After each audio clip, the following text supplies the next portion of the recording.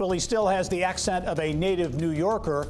But what might Indianapolis in general and the Indiana Pacers in particular have done without the influence of this man who decided to make Indiana his home for the past 40 years? Bill Benner has more in this week's Inside Indiana Sports. Bill. Thanks, Gary. And of course, we're referencing the Pacers' longtime general manager and later franchise president, Donnie Walsh, who turned the Pacers into a mid-major market model of success that would in turn lead to the building of Conseco and now Bankers Life Fieldhouse. And Walsh, who had been recently serving as a consultant, has just moved into retirement, and we're delighted that he could join us on the program. Donnie, welcome. And again, I'm honored that you could make time to join us. Well, it's great to be with you and WFYI today, Bill. Thank you. Well, Donnie, again, an incredible tenure with the Indiana Pacers. You arrived in 1984 as an assistant coach, elevated to general manager in 1986, and you quickly made the decision that would really help. That was the first building block of success when you drafted Reggie Miller over a guy named Steve Alford that everybody in Indiana wanted you to take. But when you drafted Reggie and then built the pieces around him, that was really transformative for the Pacers. Well, I actually was my second draft. The first draft I took Chuck Person, who I got loudly booed for in the arena because we held the draft in the arena, and he turned out to be Rookie of the Year. So I didn't, that turned out all right for me. And then, of course, second was Reggie, I believe, and Steve Alford was in that draft. And rightfully, I think people wanted me to take Steve Alford. He had a terrific career at IU, and they won the national championship. But I just thought that his game was, suited for college, and that Reggie was going to be the same kind of player, but in the pros. And so I made that decision.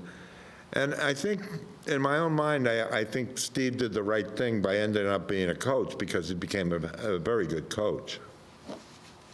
Well, Donnie, and then you around Reggie, you really built an incredible team. You brought in the Davis boys, Rick Smits, Derek McKee, Jalen Rose, Mark Jackson, the list goes on.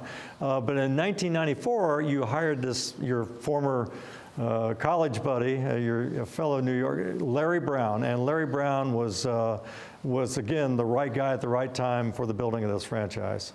He was, because we needed somebody that could put these guys together in a way that they could win in the NBA. And Larry Brown was that kind of guy. He was a teacher to begin with, which is kind of what we have now with Nate Bjork, and I think he'll do a great job. And the team needed Larry at that time. Now, they didn't like playing for Larry, but when it finished, they all said, well, I learned more basketball from that guy, but boy, I hated every minute of it. Because Larry was a driver, and I thought he did a wonderful job. His first 2 years here, he was in the Eastern Conference Finals. And we had not, I think up to that point, I don't know how many, I don't think we won a few playoff games before that, but we never got past the first round. So it was like, not past the first round, bam.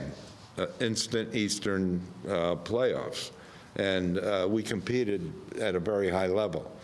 And I thought that kind of broke the ice for us.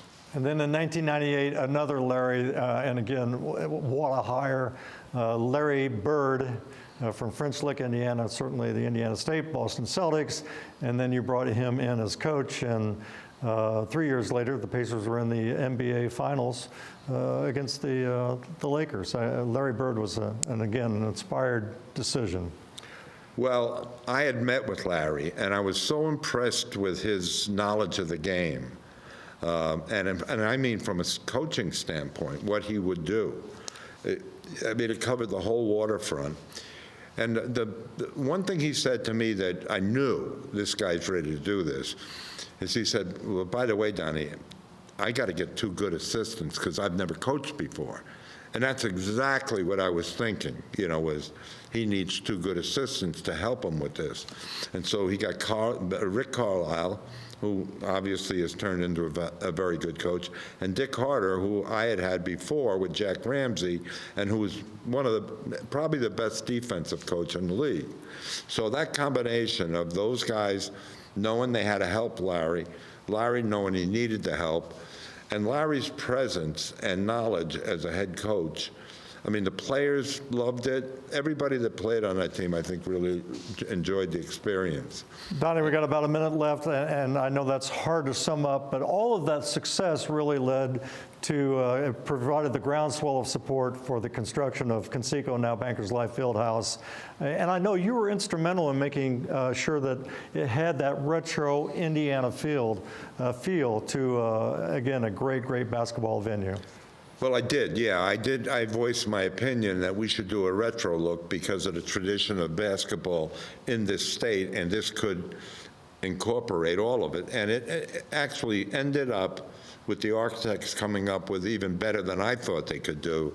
And so I think it made it very, very different in the league, and it opened up to accolades in the league. Everybody loved playing here. Everybody loved, you know, the ambience of the arena and the way it was built, because the minute you go right down to the floor in the end zones rather than have a hockey situation, it's a very intimate crowd, and that's the way it turned out. And of course, when that happened, then we were bringing in a lot of people, and Indiana became a very, very tough place to get wins. So that was everything I wanted. And we had a lot of excitement for the people in the city, and we had great fans, so it was a win-win for everybody. Well, Donnie, you're an icon. You've had such a lasting imprint on the Pacers franchise, on the city of Indianapolis. We're glad you decided to come and join us and be a Hoosier, and we wish you nothing but the best going forward. Thanks for being on the show with us. Thank you for having me, Bill. I've enjoyed every minute I've been in Indianapolis, and this is one of them, so thank you. Thank you, Donnie. And Gary, back to you.